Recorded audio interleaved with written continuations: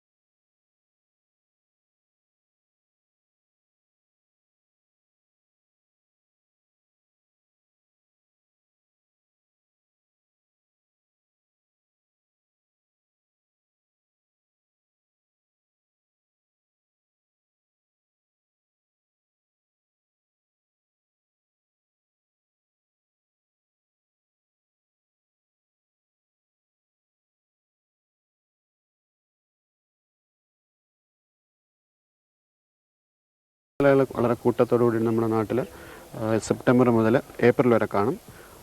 ഇവ കൂട് വയ്ക്കുന്ന മധ്യ ഏഷ്യയിൽ, അതുപോലെ സൗത്ത് ഈസ്റ്റ് ഏഷ്യയിൽ എന്നീ രാജ്യങ്ങളിലാണ്.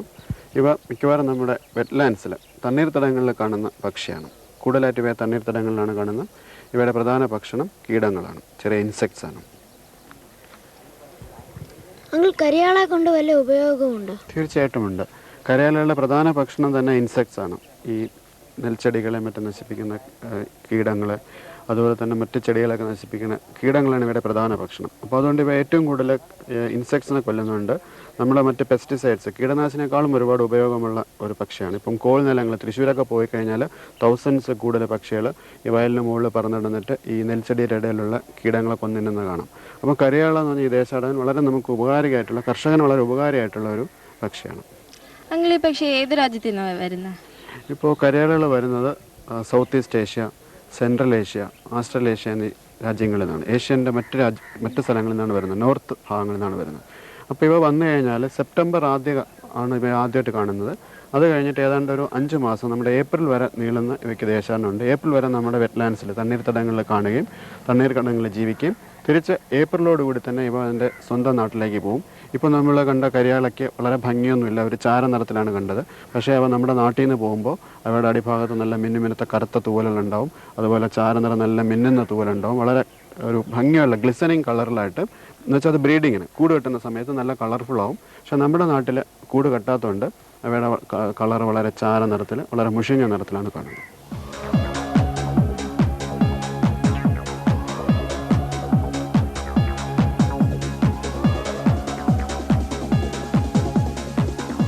ഈ കാണുന്ന വെള്ളക്കൊക്കുകളൊക്കെ ഒരു സ്പീഷീസ് തന്നെയാണോ? അല്ല, ഈ നമ്മളിപ്പോൾ കണ്ട വെള്ളക്കൊക്കുകളെന്ന് തന്നെ 3-4 സ്പീഷീസ് ഉണ്ട്. അതിൽ നമ്മൾ കറുത്ത ചുണ്ടോട് കണ്ട ലിറ്റിൽ എഗ്രറ്റ്, ചിന്നമുണ്ടി എന്ന് പറയും. അതുപോലെ മഞ്ഞ ചുണ്ടോടുള്ളത് പിന്നെ കാറ്റിൽ എഗ്രറ്റ് എന്ന് പറയും, അഥവാ കാലുമുണ്ടി എന്ന് പറയും. പിന്നെ കുറച്ചുകൂടി വലിയ പൊക്കോള, നേരത്തെ ഉമാശങ്കർ ചോദിച്ച വലിയ എഗ്രറ്റ്, ലാർജ് എഗ്രറ്റ് എന്ന് പറയും, പെരുമുണ്ടി എന്ന് പറയും. അപ്പോൾ ഈ 3 തരമാണ് നമ്മളിപ്പോൾ ഇവിടെ കണ്ട വെള്ളക്കൊക്കുകൾ. ഇവ ദേശാടകരെല്ലാം ഇവ നമ്മുടെ നാട്ടിൽ തന്നെ സ്ഥിരവാസമായിട്ടുള്ള പക്ഷികളാണ്. ഇവിടെ തന്നെ സ്ഥിരമായിട്ട് കാണുകയും ഇവിടെ തന്നെ കൂട് വയ്ക്കുകയും ഇവിടെ തന്നെ മുട്ട വിരിഞ്ഞ് കുഞ്ഞുങ്ങളെ ദയം ചെയ്യുന്ന പക്ഷികളാണ്. സ്ഥിരവാസിയല്ല, ദേശാടക പക്ഷികളല്ല. അങ്കിൾ, ഈ എഗ്രിറ്റ്സിന്റെ മെയിൻ ഫുഡ് ഇൻസെക്ട്സ് തന്നെയാണോ? എഗ്രിറ്റ്സ് ഞാൻ നേരത്തെ പറഞ്ഞതുപോലെ കർഷകന് വളരെയധികം ഉപകാരം ചെയ്യുന്ന പക്ഷിയാണ്. ഇവിടെ വളരെയധികം പെസ്റ്റിനെ ഭക്ഷിക്കുന്ന ഈ ലിറ്റിൽ എഗ്രറ്റും കാറ്റിൽ എഗ്രറ്റ് അതുപോലെ ലാർജ് എഗ്രറ്റ് ഈ 3 എഗ്രറ്റ്സും പ്രധാന ഭക്ഷണം ഇൻസെക്ട്സ് ആണ്. പെറ്റ്സിനാണ് ഇവ കഴിക്കുക. പക്ഷേ നമ്മുടെ നാട്ടിലെ കർഷകർക്ക് ഇവരതിൻ്റെ മിത്രമാണെന്ന് അറിഞ്ഞുകൂടാ, അതിൻ്റെ ശത്രുക്കളായിട്ടാണ് കരുതിയിരിക്കുന്നത്.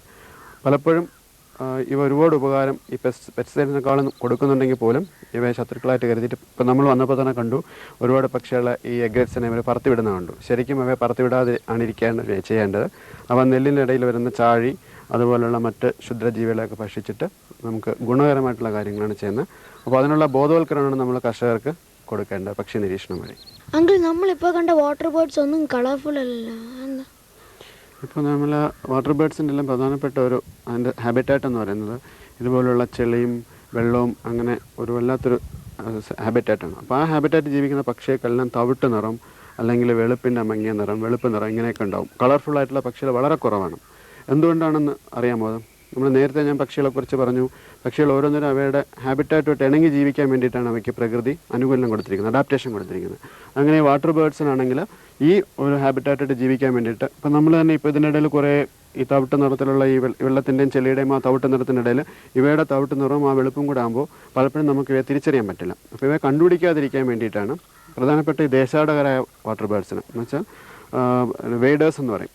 അവയ്ക്ക് ഈ തവിട്ടും വെള്ളം നിറത്തിലുള്ള കളറാണ് കൊടുത്തിരിക്കുന്നത്. അവയ്ക്ക് അവയുടെ ആഹാര സമ്പാദനത്തിന്, ഫുഡ് കളക്ട് ചെയ്യുന്നതിന്, അതുപോലെ തന്നെ അവയ്ക്ക് ശത്രുക്കളിൽ നിന്ന് രക്ഷ നേടുന്നതിന്, പരുന്തുകളൊക്കെ പിടിക്കാതിരിക്കുന്നതിന്, പെട്ടെന്ന് അവയുടെ ഈ എൻവയോൺമെൻറ്റുമായിട്ട് തിരിച്ചറിയാൻ പറ്റാത്തതുകൊണ്ട് ആണ് അവയ്ക്ക് അങ്ങനെ ഒരു നിറം കൊടുത്തിരിക്കുന്നത്. അതുകൊണ്ട് ഭൂരിപക്ഷം ഇപ്പോൾ കിങ് ഫിഷേഴ്സ് ഒഴിച്ച് അതുപോലെ ചില പർപ്പിൾ മൂർഖൻ എന്നൊക്കെ പറഞ്ഞിട്ട് ചില പക്ഷികൾ ഒഴിച്ച് ബാക്കി എല്ലാത്തിനും ഈ ഒരു തവിട്ട് നിറമായിരിക്കും ഉണ്ടാവുക. ഒരു കളർ ആയിട്ടുള്ള പക്ഷികൾ അവയ്ക്കല്ല ഒരു അഡാപ്റ്റേഷൻ കൊണ്ടാണ് ആ കളർഫുൾ അല്ലാതിരിക്കുന്നത്. ആ വെള്ളക്കൊക്കുകളുടെ ഇടയിൽ കാണുന്ന ബ്രൗൺ കളറിലെ ആ ബേർഡ് ഏതാണ്?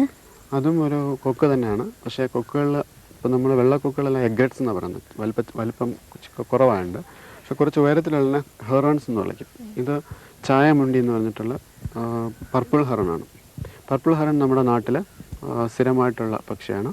അതൊരു മൈഗ്രൻ്റ് അല്ല, അത് ദേശാടകനല്ല. അതുപോലെ ഈ വയലുകളിലും പിന്നെ കൈതക്കാടിലൊക്കെയാണ് പതുങ്ങി ജീവിക്കുന്ന പക്ഷിയാണ്. വളരെ ഷൈ ആണ്. അപ്പോൾ നമ്മൾ ഇത്രയും ദൂരെ നിന്ന് നമുക്കതിനെ കാണാൻ കഴിഞ്ഞുള്ളൂ. നമ്മൾ കുറച്ചടുത്ത് ചെല്ലുമ്പോൾ തന്നെ അത് പറന്നു പോകും. അങ്ങനെ വളരെ ലജ്ജാലമായിട്ട് കഴിയുന്ന ഒരു പക്ഷിയാണ് പർപ്പിൾ ഹെറൺ. അങ്കിൾ, ഈ പേർപ്പിൾ ഹെറൻ്റെ ഫുഡും പെസ് തന്നെയാണോ? അല്ല. ഇപ്പോൾ ഇതുവരെ നമ്മൾ പെറ്റ്സിനെ ഭക്ഷിക്കുന്ന പക്ഷികളാണ് പറഞ്ഞത്. പക്ഷേ പർപ്പിൾ ഹെറൻ്റെ ഭക്ഷണം എന്ന് പറയുന്നത് ഫിഷസ്, മീനുണ്ട്, അതുപോലെ മൊളാക്സ് ഉണ്ട്, അതുപോലെ നത്തക്കകളുണ്ട്, അതുപോലെ ചെറിയ ചെറിയ ജീവികളൊക്കെ ഉണ്ട്. അതിൻ്റെ ഭക്ഷണം പെറ്റ്സ് അല്ല, മത്സ്യങ്ങളാണ് കൂടുതലായിട്ട് ഭക്ഷിക്കുക. അപ്പോൾ വൻതോതിൽ മത്സ്യങ്ങൾക്ക് എന്തെങ്കിലും നാശം സംഭവിച്ചാൽ, അതുപോലെ ഈ വയലിലൊക്കെ കാണുന്ന ഈ നത്തക്ക എന്ന് പറഞ്ഞാൽ മുളാസ്കിന് എന്തെങ്കിലും നാശം സംഭവിച്ചു കഴിഞ്ഞാൽ പർപ്പിൾ ഹെറനും എൻ്റെ നിലനിൽപ്പിന് ഭീഷണി ഉണ്ടാവും. അങ്ങനെ ചതുപ്പുകൾ ആശ്രയിച്ച് ജീവിക്കുന്ന പക്ഷികൾക്കെല്ലാം മത്സ്യങ്ങൾ അതുപോലുള്ള ചെറുജീവികൾ അവയെല്ലാം നിലനിൽക്കണം. അപ്പോൾ നമ്മൾ പെസ്റ്റിസൈഡ്സ് അടിക്കുമ്പോൾ എന്താ വരുന്നത്? പെസ്റ്റിസൈഡ്സ് കീടനാശിനി അടിക്കുമ്പോൾ അത്രയും വിഷമാവും, അത് പൊല്യൂട്ടഡ് ആവും, ഈ വാട്ടർ പൊല്യൂട്ടഡ് ആവും, അതുപോലെ അത് കഴിച്ചിട്ടുള്ള മത്സ്യങ്ങൾ ചത്തുപോകും. അത് കഴിക്കുമ്പോൾ പക്ഷികൾക്കും നാശമുണ്ട്. അപ്പോൾ നമ്മൾ കീടനാശിനികൾ കുറഞ്ഞിട്ടുള്ള ഒരു ലോകമാണ് നമ്മൾ പ്രതീക്ഷിക്കുന്നത്.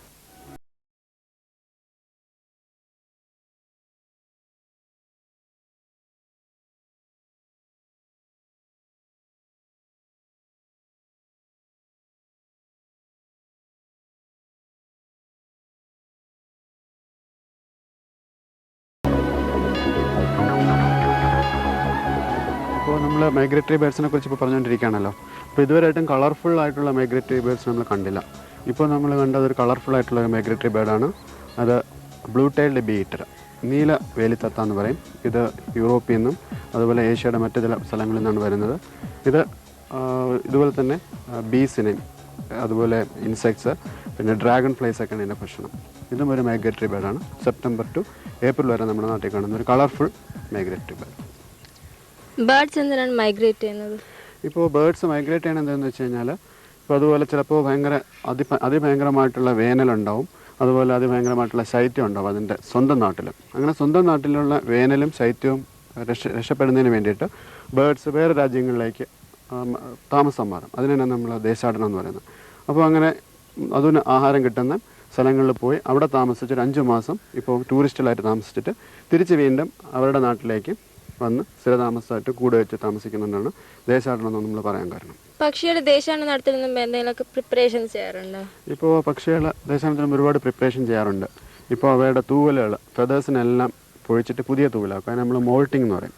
അപ്പോൾ ദേശാടനം നടത്തുന്നതിന് മുമ്പ് പുതിയ തൂവലുകൾ മുളച്ചിട്ടാണ് പക്ഷിയുടെ ദേശാടനം നടത്തുക. പിന്നെ ദേശാടനത്തിന് മുമ്പായിട്ട് കൂടുതൽ ഫാറ്റുള്ള ഫുഡ് കഴിക്കും, കൊഴുപ്പ്. ഫാറ്റ് എന്ന് വെച്ചാൽ കൂടുതൽ എനർജി കൺസ്യൂം ചെയ്യും. അപ്പോൾ എനർജി കൺസ്യൂം ചെയ്യുന്നതിന് പറക്കും, വളരെ ദൂരം പറക്കുന്നതിന് വേണ്ടിയിട്ട് എനർജി കൺസ്യൂം ചെയ്യുന്നതിന് വേണ്ടിയിട്ട് ഫാറ്റുള്ള ഭക്ഷണം കഴിച്ചിട്ട് ഫാറ്റ് കൂട്ടും. അതോടൊപ്പം പുതിയ ന്യൂ ഫെതേഴ്സ് ഉണ്ടാക്കും. പിന്നെ നന്നായിട്ട് പറക്കുന്നതിന് മുമ്പുള്ള ചില പരിശീലനങ്ങളൊക്കെ നടത്തും. ഇപ്പം രാവിലെ കുറച്ച് നേരം പറക്കാൻ നമ്മൾ വ്യായാമം എക്സസൈസ് ചെയ്യുന്ന പോലെ പക്ഷികൾ കുറച്ച് നേരം ഒരു പരിശീലനമൊക്കെ നടക്കും. എന്താ, ദേശാടനം വരാൻ പോവുകയാണ്, കുറച്ചധികം ദൂരം പറക്കണം. അപ്പോൾ അങ്ങനത്തെ ചില പ്രിപ്പറേഷൻസ് പക്ഷികൾ ദേശാടനത്തിന് ചെയ്യാറുണ്ട്. എങ്കിൽ ഈ പക്ഷികൾ മൈഗ്രേറ്റ് ചെയ്യുമ്പോഴത്തേക്കും കണ്ടിന്യൂസ് ആയിട്ടാണോ പറക്കുന്നത്, അതോ വല്ലയിടത്തുമൊക്കെ സ്റ്റോപ്പ് ചെയ്യാറുണ്ടോ? ഇപ്പോൾ പക്ഷികൾ മൈഗ്രേറ്റ് ചെയ്യുമ്പോൾ കണ്ടിന്യൂസ് ആയിട്ട് ഒരിക്കലും പറക്കാറില്ല. ഇപ്പോൾ ചെറിയ പക്ഷികളാണെങ്കിൽ വളരെ താഴ്ന്ന ലെവലിലാണ് പറക്കുന്നത്. ഇപ്പോൾ സീ വാട്ടർ ആണെങ്കിൽ കടലിൻ്റെ നേരെ തൊട്ടാണ് പറക്കുക. പറക്കുമ്പോൾ ചില ഐലൻഡ്സ് ഉണ്ട്. ഇപ്പം മൈഗ്രേഷൻ വരുമ്പോൾ ആ ഐലൻഡ്സിൽ പോയി അവർ തങ്ങും, തിരിച്ചു പോകുമ്പോഴും അതുപോലെ തങ്ങും. അവർ ഒരുമിച്ച് ഒറ്റയടിക്ക് പക്ഷികൾ പറക്കാറില്ല. ചെറിയ ചെറിയ ഇടത്താവളങ്ങൾ, അതിന് മൈഗ്രേറ്ററി സ്ഥലങ്ങളെന്ന് പറയും. ഹാബിറ്റുള്ള ചില സ്ഥലങ്ങളുണ്ട്. ആ മൈഗ്രേറ്ററി ഹാബിറ്റ്സുള്ള ചില സ്ഥലങ്ങളിൽ അവ തങ്ങിയിട്ട് പിന്നീടാണ് പക്ഷികൾ ഇങ്ങനെ ക്രമമായിട്ട് പോകുന്നത്. ഇപ്പോൾ 4-5 ദിവസം കൊണ്ടായിരിക്കും അവ പറന്നിട്ട് നമ്മുടെ നാട്ടിലെത്തുക. ചെറിയ പക്ഷികൾ വളരെ താഴ്ന്ന എലിവേഷനിൽ പറക്കുകയും വലിയ പക്ഷികൾ ഇപ്പം വൈൽഡ് ഡക്സൊക്കെ ഒരുപാട് ഉയർന്ന ഇതിൽ പറക്കും. പിന്നെ അതിന് എനർജി കൺസ്യൂം ചെയ്യാൻ വേണ്ടിയിട്ട് എയർ കറൻസിൻ്റെ കൂടെ, ഇപ്പം വിൻഡാണെങ്കിൽ ആ വിൻഡിൻ്റെ ഡയറക്ഷനിൽ തന്നെ പറക്കും. അപ്പോൾ അവർക്ക് അത്രയും എനർജി കുറച്ച് കൊടുത്താൽ മതി. അങ്ങനെ പക്ഷികൾ അങ്ങനെ കൺസ്യൂം ചെയ്തിട്ടാണ് പറക്കുക, ഒരുമിച്ച് ഒറ്റയടിക്ക് പറക്കില്ല. നിങ്ങൾ പക്ഷികൾ എല്ലാ വർഷവും ഒരേ സ്ഥലത്തേക്ക് തന്നെയാണോ മൈഗ്രേറ്റ് ചെയ്യുന്നത്? ഇപ്പോൾ പക്ഷികൾ എല്ലാ വർഷവും ഒരേ സ്ഥലത്ത് തന്നെ ആയിരിക്കും മൈഗ്രേറ്റ് ചെയ്യുക. ഇപ്പോൾ ഒരു പക്ഷി ഇപ്പോൾ നമ്മളിപ്പോൾ പുഞ്ചക്കരി വെള്ളാണി കാണുന്നുണ്ടെങ്കിൽ അടുത്ത വർഷം ആ പക്ഷി പുഞ്ചക്കരി വെള്ളാണി തന്നെ വരും. കാരണം എന്ന് വെച്ച് കഴിഞ്ഞാൽ ഇവിടെയുള്ള ഫുഡ് അവൈലബിലിറ്റി, അതുപോലെ ഇവിടെയുള്ള അതിന് പ്രൊട്ടക്ഷൻ, പ്രെഡേറ്റേഴ്സ് എന്നുള്ള ശത്രു പക്ഷികൾ എന്നുള്ള പ്രൊട്ടക്ഷനൊക്കെ അന്ന് ഇല്ലാതിരിക്കുന്ന സ്ഥലത്തേക്ക് അപ്പോൾ കൂടുതൽ വരും. ഇപ്പോൾ നമുക്ക് തന്നെ നമ്മുടെ വീട്ടിൽ വരുന്ന ചില ദേശാടന പക്ഷികൾ എനിക്ക് നിരീക്ഷിക്കാൻ കഴിഞ്ഞിട്ടുണ്ട്. ഒരു വർഷം വരുന്ന പക്ഷിയെ അടുത്ത വർഷവും അതേ പക്ഷി തന്നെ വീണ്ടും വരും. ചില ഇൻഡിവിജ്വൽ പക്ഷികൾ അങ്ങനെ അവർക്ക് ഇഷ്ടപ്പെട്ട സ്ഥലങ്ങൾ തിരഞ്ഞെടുക്കാറുണ്ട് അവരുടെ ലൈഫ് സ്പാനിൽ. ഇപ്പോൾ 6-7 വർഷം ജീവിക്കുന്ന പക്ഷിയാണെങ്കിൽ ആ 3-4 വർഷത്തുള്ള ആ ഗ്യാപ്പിൽ എപ്പോഴും അത് ഒരേ സ്ഥലത്ത് തന്നെ ആയിരിക്കും വരിക. അതുപോലെ കൂട്ടമായിട്ട് ഇങ്ങനെ വയലുകളിലൊക്കെ കാണുന്ന പക്ഷികൾ അതേ സ്ഥലത്ത് തന്നെ ആയിരിക്കും പോവുക.